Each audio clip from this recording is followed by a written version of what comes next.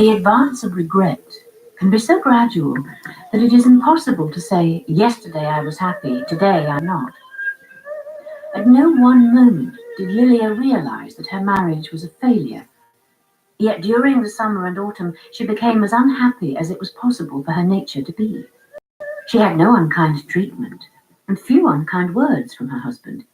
And I'll pause that there. We are now today on day 20, and I'm ready for a late evening draw session. If you are, guys, welcome to the stream.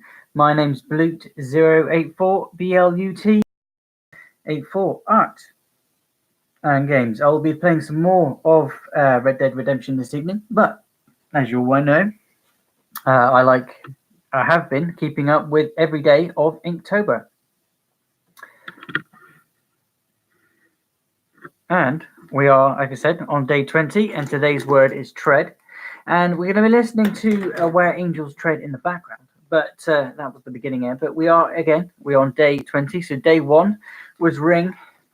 Day 2 was mindless. Day 3 was bait. Day 4 was freeze. Day 5 was build, and we'll be back there tomorrow for Monday's Minecraft. Day 6 was husky. Day 7 was, well, unfortunately we still can't watch that video, and I've given the explanation of all of that in the other videos.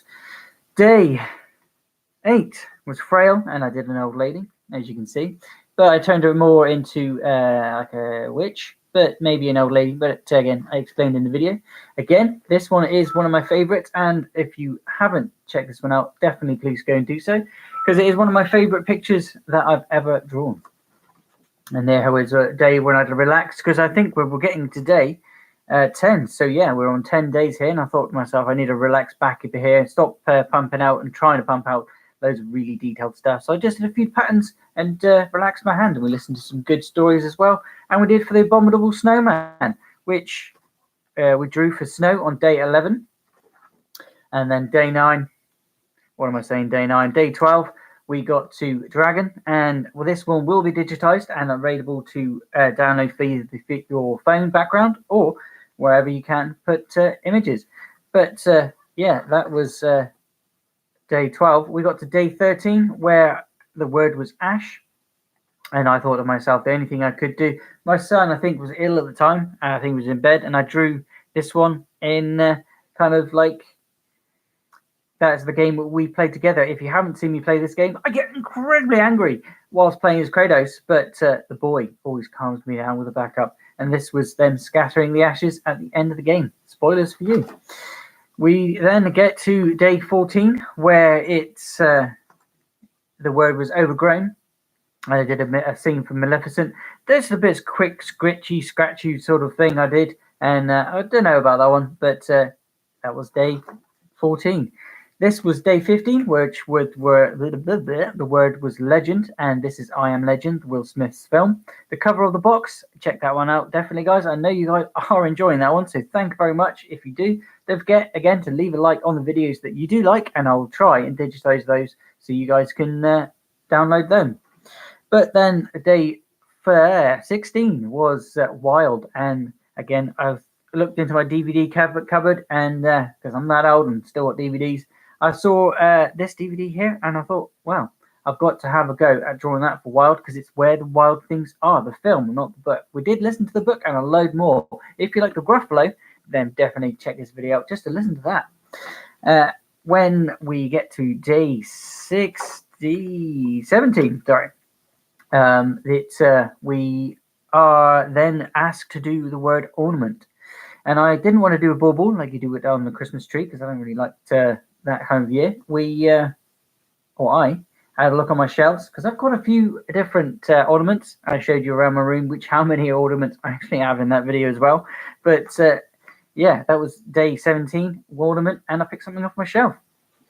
And then I really sort of went back to the basics of things on day 18, which was menace. I couldn't think anything else. Sorry, not menace, misfit. And I thought to myself, we've got to what could I do for a misfit? And I thought the old TV show, you remember that old TV show, Misfits?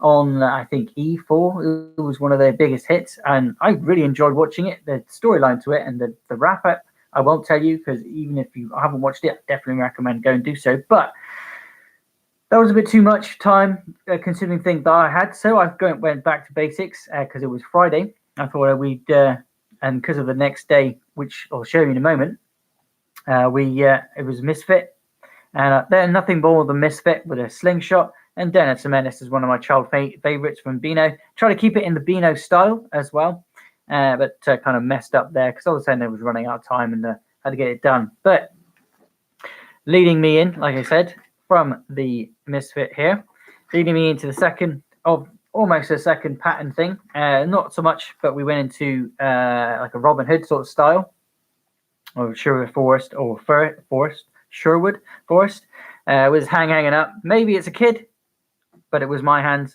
As you can see, I used my shadow to shape the hand first, and then use my other hand to shape that hand as well. So they are my hands that I've drawn. My hands are that ugly? Yes, they are. So I don't feel too bad because I was trying to do sketch work with just a few pens. As we can see, we put a little bit of color in. I didn't put too much in because I didn't want to over color the page, and just it becomes the page becomes the color instead of the artwork you've drawn, if you see what I'm trying to say there. But that was day 19. We are now on day 20. And my intros are getting even longer because as the days go on, I've got more to show you.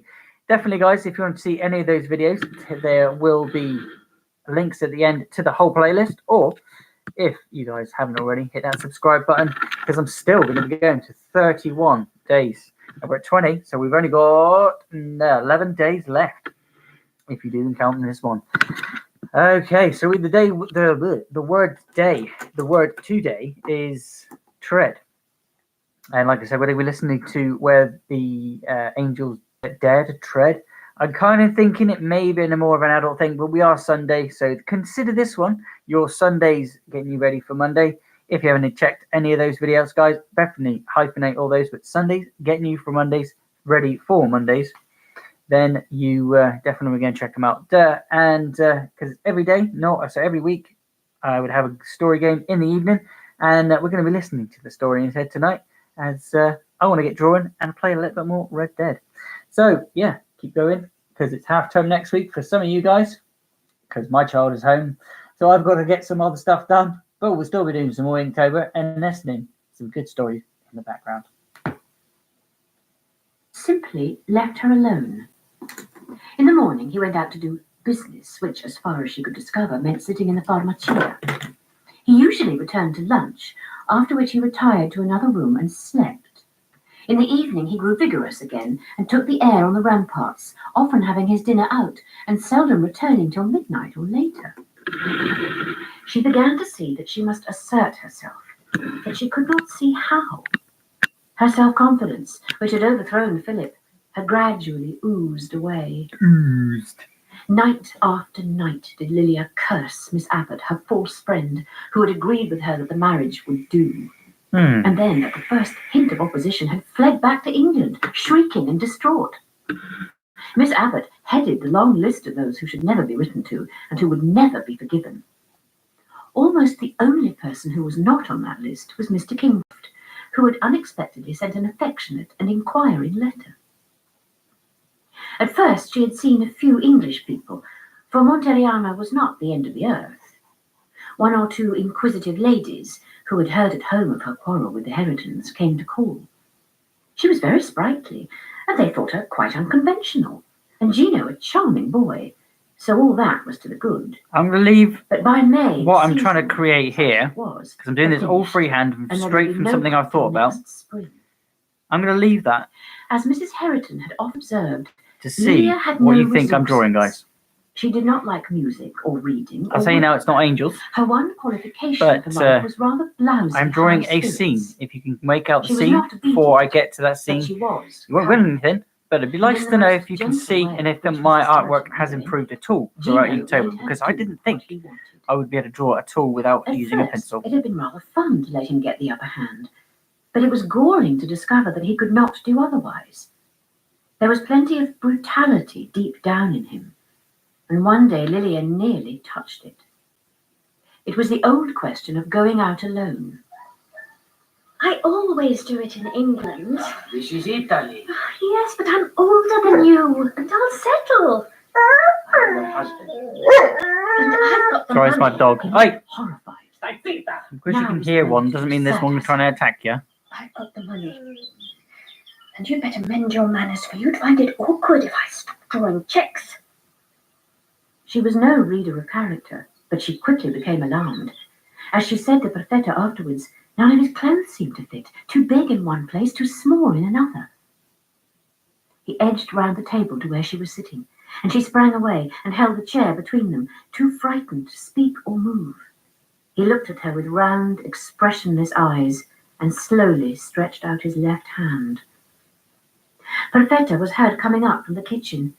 It seemed to wake him up, and he turned away and went to his room without a word. Perfetta heard the account and crossed herself. Lilia crossed herself also. Thus did the two women pay homage to their outraged male. It was clear to Lilia at last that Gino had married her for money. But he had frightened her too much to leave any place for contempt. His return was terrifying, for he was frightened too, imploring her pardon, lying at her feet, embracing her, striving to define things which he didn't understand. Do not. But for all his suffering, Do not. he had tamed her, and she never threatened to cut off supplies again. Who can actually tame one? It would have bloody been well can. if he had been as strict over his own behaviour as he Maybe was you have over to be hers. Spanish or Italian and But have a the nice tan. incongruity never occurred to him for a moment.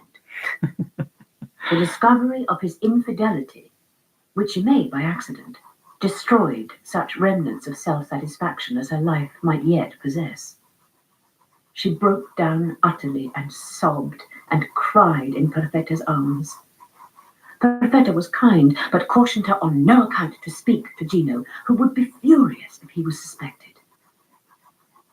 Perhaps if I had a child, he would be different. I know he wants a son. Lilia had achieved pathos despite herself, for there are some situations in which vulgarity counts no longer. Not Cordelia nor Imogen more deserve our tears. One evening, when he had gone out, Lilia could stand it no longer. It was September. Sawston would be just filling up after the summer holidays. People would be running in and out of each other's houses all along the road. There were bicycle gymkhanas, and on the 30th, Mrs. Herriton would be holding the annual bazaar in the garden for the Church Missionary Society. It seemed impossible that such a free, happy life could exist. She walked out onto the loggia. Moonlight and stars in a soft purple sky. The walls of Monteriano should be glorious on such a night as this, but the house faced away from them. Perfetta was in the kitchen, and the stairs down led past the kitchen door, but the stairs up. By unlocking the door at the top, one might slip out onto the terrace above the house, and thus, for 10 minutes, walk in freedom and peace. The key was in the pocket of Gino's best suit, the English check which he never wore. The walls were beautiful, but they were in shadow. She looked anxiously at the house and started. The few people she met wished her a civil good night, taking her in her hatless condition for a peasant. The walls trended round towards the moon, and presently she came into its light and saw all the rough towers turn into pillars of silver and black, and the ramparts into cliffs of pearl.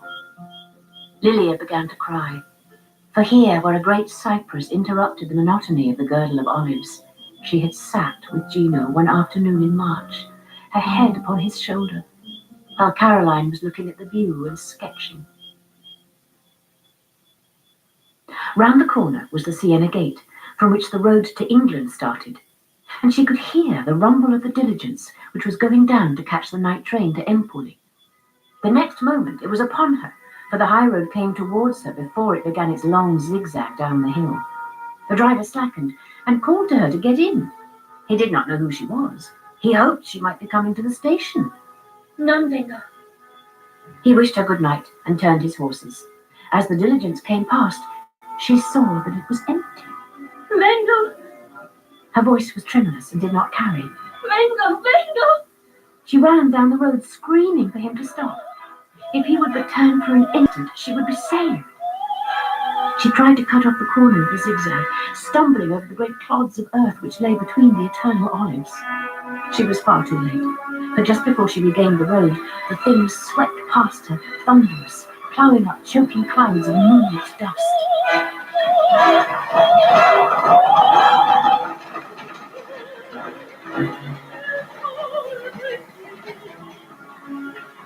Thank you for that like.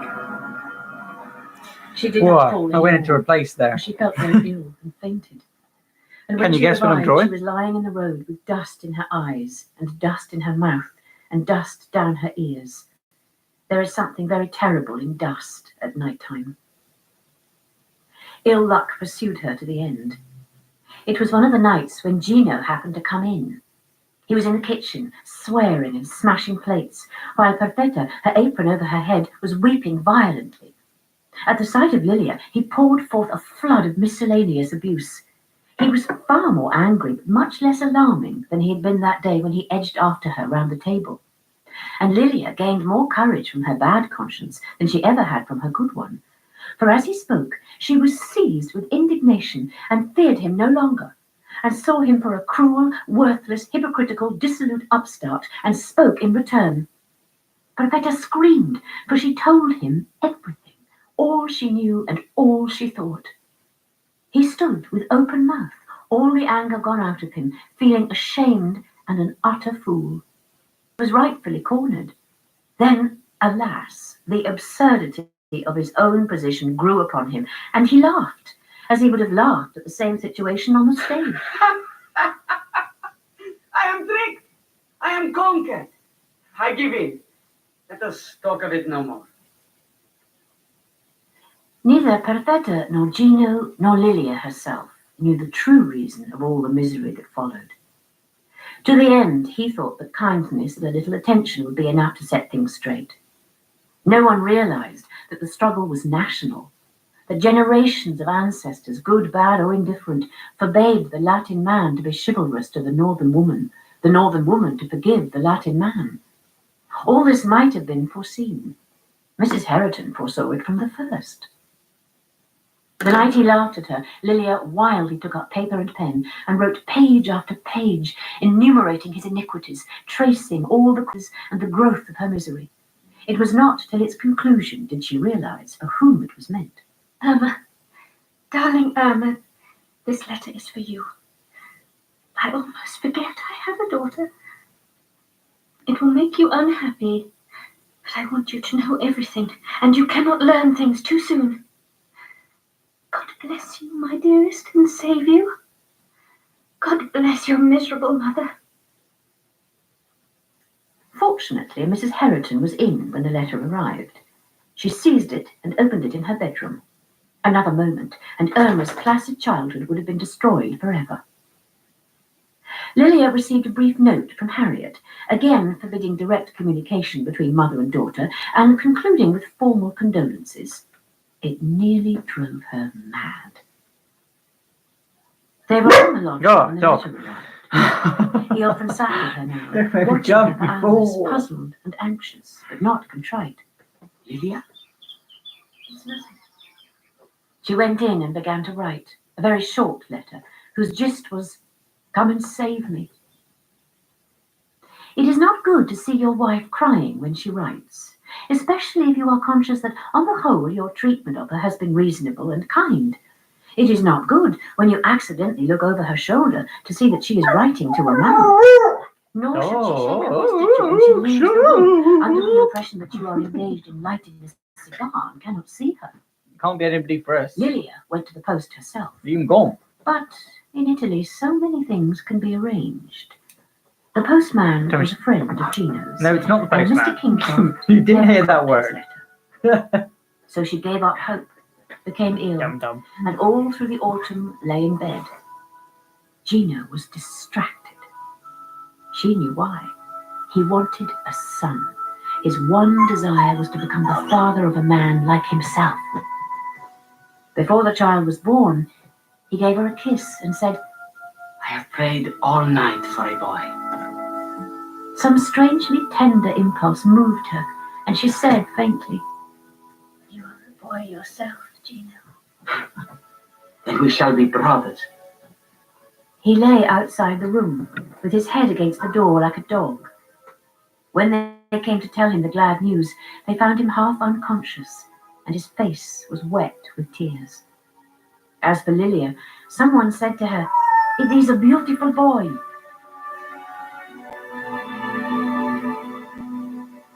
But she had died in giving birth to him.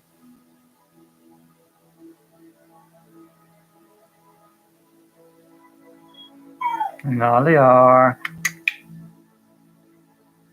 Hush your noise. Than she ever had from her good one. For as he spoke, she was seized with indignation and feared him no longer, and saw him for a cruel, worthless, hypocritical, That's dissolute generally upstart, what and happens. spoke in return. Perfetta screamed, for she told him everything, all she knew and all she thought. He stood with open mouth, all the anger gone out of him, feeling ashamed and an utter fool. He was rightfully cornered. Then, I'll alas, put you in the drawing. absurdity Shut of his up. own position grew upon him, and he laughed, as he would have laughed at the same situation on the stage. I am tricked. I am conquered. I give in. Let us talk of it no more.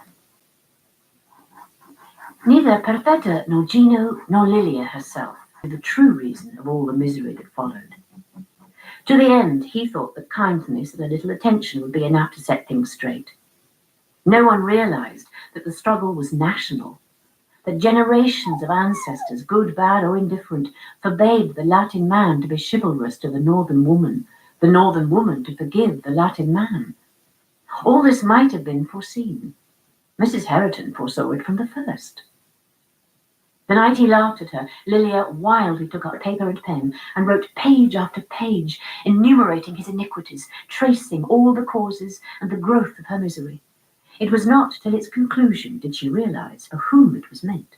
Irma, darling Irma, this letter is for you. I almost forget I have a daughter. It will make you unhappy, but I want you to know everything, and you cannot learn things too soon. God bless you, my dearest, and save you. God bless your miserable mother. Fortunately, Mrs. Herriton was in when the letter arrived. She seized it and opened it in her bedroom. Another moment, and Irma's placid childhood would have been destroyed forever.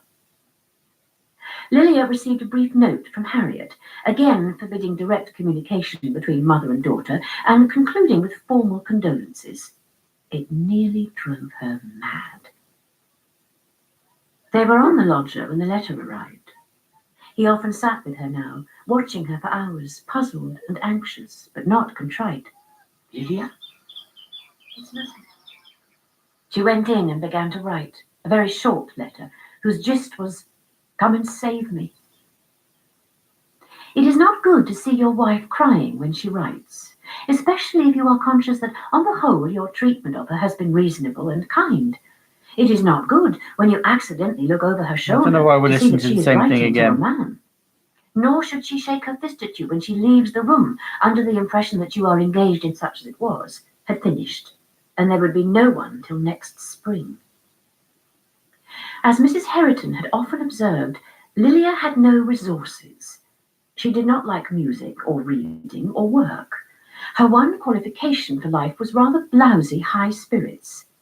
She was not obedient, but she was cowardly. And in the most gentle way, which Mrs. Herriton might have envied, Gino made her do what he wanted. At first, it had been rather fun to let him get the upper hand, but it was galling to discover that he could not do otherwise. There was plenty of brutality deep down in him, and one day Lilia nearly touched it. It was the old question of going out alone. I always do it in England. This is Italy. Yes, but I'm older than you, and I'll settle. I am your husband. And I've got the money. He looked horrified. Staitita! Now was the moment to assert herself. I've got the money. And you'd better mend your manners, for you'd find it awkward if I stopped drawing checks. She was no reader of character, but she quickly became alarmed. As she said to Perfetta afterwards, none of his clothes seemed to fit, too big in one place, too small in another. He edged round the table to where she was sitting, and she sprang away and held the chair between them, too frightened to speak or move.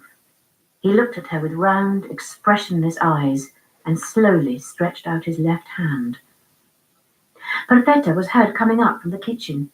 It seemed to wake him up, and he turned away and went to his room without a word. Perfetta heard the account and crossed herself. Lilia crossed herself also. Thus did the two women pay homage to their outraged male. It was clear to Lilia at last that Gino had married her for money. But he had frightened her too much to leave any place for contempt. His return was terrifying, for he was frightened too, imploring her pardon, lying at her feet, embracing her, striving to define things which he did not understand. But for all his suffering, he had tamed her, and she never threatened to cut off supplies again. It would have been well if he had been as strict over his own behaviour as he was over hers, but the incongruity never occurred to him for a moment. The discovery of his infidelity, which she made by accident, destroyed such remnants of self-satisfaction as her life might yet possess. She broke down utterly and sobbed and cried in Perfetta's arms. Perfetta was kind, but cautioned her on no account to speak to Gino, who would be furious if he was suspected.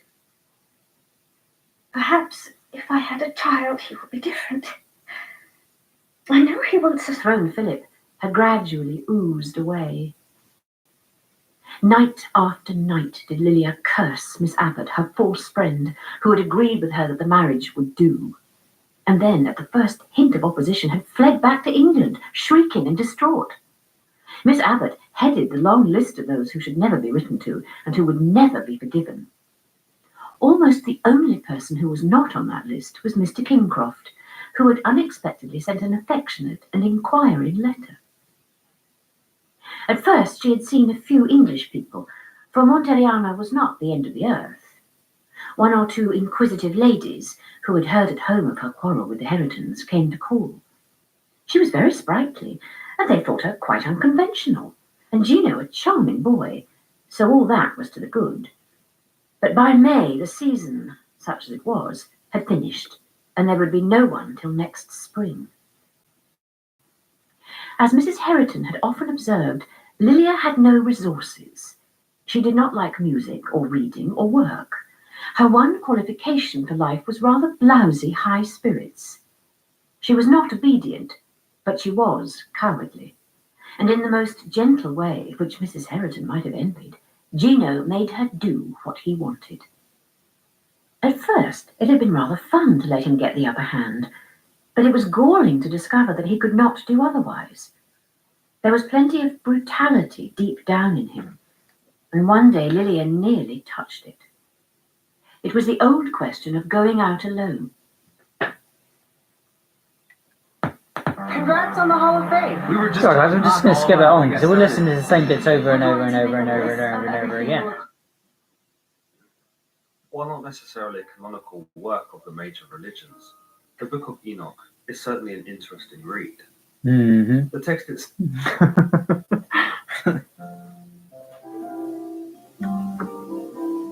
Opposite the Volterra gate of Monteriano, outside the city, is a very respectable whitewashed mud wall, with a coping of red crinkled tiles to keep it from dissolution.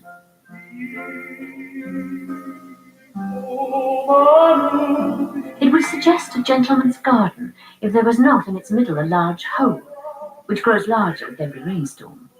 Through the hole is visible another wall, stone this time, which has a wooden door in the middle and two wooden shuttered windows each side, and apparently forms the facade of a one-story house. This house is bigger than it looks, for it slides for 2 stories down the hill behind, and the wooden door, which is always locked, really leads into the attic. The ground floor and the upper floor of that battered house are alike deserted, and the inmates keep to the central portion, just as in a dying body all the life retires to the heart. There are several rooms, some dark and mostly stuffy, and last but not least, the loggia, where you can live day and night if you feel inclined, drinking vermouth and smoking cigarettes, with leagues of olive trees and vineyards and blue-green hills to watch you. It was in this house that the brief and inevitable tragedy of Lilia's married life took place. She made Gino buy it for her, because it was there she had first seen him, sitting on the mud wall that faced the Volterra gate. She remembered how the evening sun had struck his hair, and how he had smiled down at her, and being both sentimental and unrefined, was determined to have the man and the place together. Lilia enjoyed settling into the house, with nothing to do except give orders to smiling work people and a devoted husband as interpreter. She wrote a jaunty account of her happiness to Mrs. Herriton, and Harriet answered the letter, saying, 1, that all future communications should be addressed to the solicitors, and 2, would Lilia return an inlaid box which Harriet had lent her, lent, not given, to keep handkerchiefs and collars in. Look what I'm giving up to live with you, she said to Gino, never unwilling to lay stress on her condescension. He took her to mean the inlaid box, and said that she need not give it up at all. Silly fellow, no, I mean the life. Those Herritons lead Sawston society.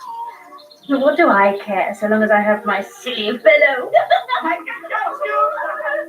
She always treated him as a boy, which he was, and as a fool, which he was not, thinking herself so immeasurably superior to him that she neglected opportunity after opportunity of establishing her rule. He was passionately in love with her, therefore she could do exactly as she liked. It meant to be heaven, you know, but it's better than Charles. And all the time the boy was watching her and growing up. She was reminded of Charles by a disagreeable letter from the solicitors, bidding her disgorge a large sum of money for Irma, in accordance with her late husband's will. It was just like Charles's suspicious nature to have provided against a second marriage. Gino was equally indignant, and between them they composed a stinging reply which had no effect. He then said that Irma had better come out and live with them. But Lilia had not the courage even to suggest this to the Herritons, and an unexpected terror seized her at the thought of Irma, or any English child, being educated at Monteriano. Gino became terribly depressed over the solicitor's letter, more depressed than she thought necessary. There was no more to do in the house, and he spent whole days in the loggia, leaning over the parapet or sitting astride it disconsolately. Oh, you idle boy, go and play Polone. I'm a married man. I do not play games anymore. Go and see your friends then. I have no friends now. Oh, silly. You can't stop indoors all day. I want to see no one but you. Oh, no, Gino, don't be silly. Go and see your friends and bring them to see me. Both of us like society. He went out, found that he was not as friendless as he supposed, and returned after several hours in altered spirits. Lilia congratulated herself on her good management. I'm ready, too, for people now. I mean to wake you all up, just as I woke up Sawston. Let's have plenty of men, and make them bring their womenkinder. I mean to have real English tea parties. Your friends have wives and sisters, haven't they? Well, yes. But of course, I scarcely know them. Not know your friends' people? I know. How funny. Well, who are the principal people here? Would it make it easier if I called all around? Isn't that your foreign way? He did not think it would make it easier. But I must know someone. Who were the men you were talking to this afternoon? Low-class men. He could scarcely recollect their names. Oh, but Gino, dear, if they're low class, why did you talk to them? Don't you care about your position? All Gino cared about at present was idleness and pocket money. In his funny, abrupt way, he ran out onto the loggia, where he lay full length on the parapet and began to smoke and spit under the silence of the stars. Italy is such a delightful place to live in if you happen to be a man. There one may enjoy that exquisite luxury of socialism, that true socialism that is based not on income or character, but on the equality of manners. In the democracy of the cafe or the street, the brotherhood of man is a reality, but it is accomplished at the expense of the sisterhood of women. Why should you not make friends with your neighbour at the theatre or on the train when you know that feminine prejudice will never come between you? You need never enter his home, nor he yours. Meanwhile, the women have, of course, their house and their church, with its admirable and frequent services. Otherwise, they do not go out much. Occasionally, you will take them to the cafe or the theatre, and immediately all your wonted acquaintance there desert you. It is all very sad, but one consolation emerges. Life is very pleasant in Italy, if you are a man. Hitherto, Gino had not interfered with Lilia. She was so much older than he was, and so much richer, that he regarded her as a superior being who answered to other laws.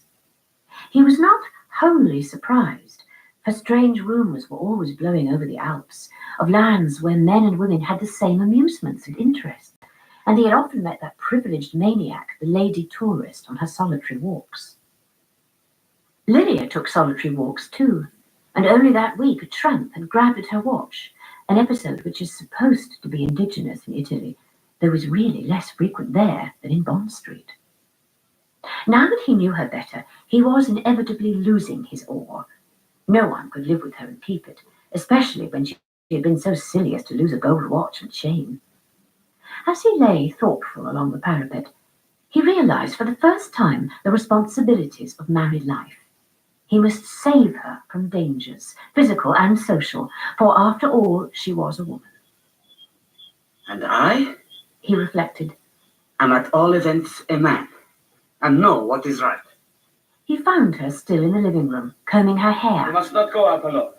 It is not safe. If you want to walk, Perfetta shall accompany you. Perfetta was a widowed cousin who was living with them as factotum. Very well, smiled Lilia, as if she were addressing a solicitous kitten. But for all that, she never took a solitary walk again, with one exception, till the day of her death. Days passed, and no one called except poor relatives. She began to feel dull. Didn't he know the syndico or the bank manager? Even the landlady of the Stella d'Italia would be better than no one. When she went into town, she was pleasantly received, but people naturally found a difficulty in getting on with a lady who could not learn their language, and the tea party, under Gino's adroit management, receded ever and ever before her. He had a good deal of anxiety over her welfare, for she did not settle down in the house at all. But he was comforted by a welcome and unexpected visitor. As he was going one afternoon for the letters, someone humorously threw a cloak over his head, and when he disengaged himself, he saw his very dear friend Spiridione Tesi of the custom house at Chiasso, whom he had not met for 2 years. What joy! What salutations! So that all the passers-by smiled with approval on the amiable scene. An English wife is very good indeed, and she's rich. Oh, immensely rich. Blonde or dark? Blonde. No! Is it possible? There were no letters, and of course they sat down at the Café Garibaldi. Quite a good café that for so small a city. There were marble-topped tables and pillars, terracotta below and gold above, and on the ceiling was a fresco of the Battle of Solferino. They had vermouth and little cakes with sugar on top, which they chose gravely at the counter, pinching them first to be sure they were fresh. Tell me, Said Spiridione. I forgot to ask, is she young? 33. Ah, well, we can't have everything. Is she simpatica? Yes, sufficiently so. Well, it is the most important thing. The person who understands us at first sight, who never irritates us, who never bores, to whom we can pour forth every thought and wish, not only in speech, but in silence.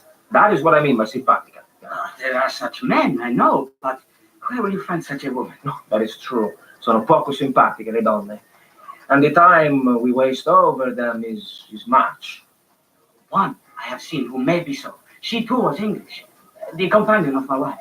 But Fra Filippo, the brother-in-law, took her back with him. Oh, Gino spoke of his exciting and secret marriage, and they made fun of the unfortunate Philip, who had travelled over Europe to stop it. I regret, though, that I toppled him onto the bed. no! A great tall man. When I am really amused, I am often impolite. You will never see him again. And by now this scene will have passed from his mind. It sometimes happens that such things are recollected longest. The shadows of the terracotta pillars lengthened, and tourists flying through the Palazzo Pubblico opposite could observe how the Italians wasted time. The sight of tourists reminded Gino of something he might say. I want to consult you, since you are so kind as to take an interest in my affairs. My wife wishes to take solitary walks. No. But I have forbidden her. Well, naturally. She does not understand. She asks me to accompany her sometimes, to walk without object, you know. She would like me to be with her all day. She needs employment. Is she a Catholic? No. But that is a pity. She must be persuaded. It will be a great solace to her when she is alone. Well, I am a Catholic too, but of course I never go to church. Yeah, of course not. Still, you might take her at first. She wishes to give tea parties. Men and women together. What am I to do about it? Do nothing. Or ask me. Come. She will be quite pleased. Of course, I was only joking. No, I can't. Come on. Waiter! Lilia waited visibly and became more animated than Gino had known her for a long time. Spiridione's manners were very agreeable. He kissed her hand on introduction, and as his profession had taught him a little English, conversation did not flag. Do you like music? Passionately. I have not studied scientific music, but the music of the heart, yes. So she played on the humming piano very badly, and he sang not so badly. Gino got out a guitar and sang too, sitting out on the loggia. It was a most agreeable visit. Gino said he would just walk his friend back to his lodgings. As they went, he said, without the least trace of malice or satire in his voice, I think you are quite right. I shall not bring people to the house anymore. I do not see why an English wife should be treated differently. This is Italy. They had reached the lodging, but went as far as the Café Garibaldi, where they spent a long and most delightful evening.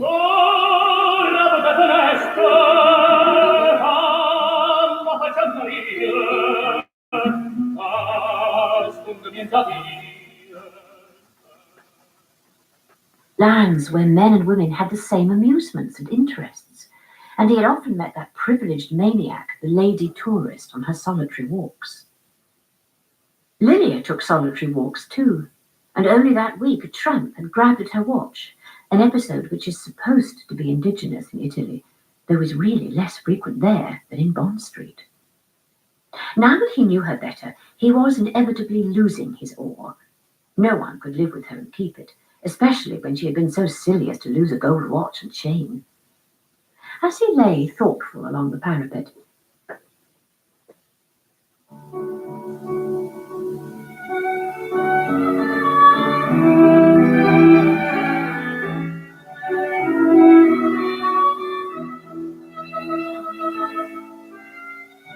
at the time of Lilia's death, Philip Herriton was just 24 years of age. Indeed, the news reached Sawston on his birthday. Are we to go into mourning, do you think? Mrs. Herriton always asked her children's advice where possible. Harriet thought that they should. She had been detestable to Lilia while she lived, but she always felt that the dead deserve attention and sympathy. But it will mean telling Irma. Of course we must tell Irma. Of course. But I think we can still not tell her about Lilia's marriage. Did you forget this wretched baby? Waters and Adamson write that there was a baby. This baby's quite beside the point. Mrs. Theobald will do nothing, and it's no concern of ours. It'll make a difference in the money, surely. No, dear, very little. Poor Charles provided for every kind of contingency in his will. The money will come to you and Harriet as Irma's guardians. Good. So those are our tactics, to tell no one about the baby, not even Miss Harriet. And why ever should we tell Caroline? Poor silly creature. She burst into tears when I told her a little, only a little, of that terrible letter. We must forgive her and forget. Let the dead bury their dead. Here beginneth the new life, then. Do you remember, Mother? That's what we said when we saw Lilia off. Yes, dear. But now it is really a new life because we are all at accord. Would you like a zoom in? Infatuated with Italy. I think I'm done. It may be full of beautiful pictures and churches. But I don't want to add loads of we detail haven't to this got one because I was just going for a shadow kind of picture with its treads, as you can see, walking And as the tactics were now settled, up Philip there. went out. and It's took an me, my aimless son, and my dog, solitary because walk. that's all that matters to me. By the time he came back, Irma had been told of her mother's death, and Miss Abbott Anybody had else? been told also. They've had that chat. Irma had wept loudly. So, Fortunately, put a little bit of school motion policy into this was drawing. and that, together with the Hopefully you prospect do of new enjoy white it. clothes, You kept her have from enjoyed it, the meditating story in the on fact background, that Lilia, and who had been absent if so you, long, it's would kind now of a be scene absent forever. of a beach that I go to very well. I used to go very regularly. I was almost frightened. She broke down utterly. Did she ask no Which questions? is what I had in mind anyway. But hopefully you like the effect I put there with the But she saw waves. that I was reticent, and she did not And the press little me. paws, his You little see, dog. Philip, This is I my could dog, say which you to can hear in the what I could background. not say before Harriet. Her ideas See are so there. crude.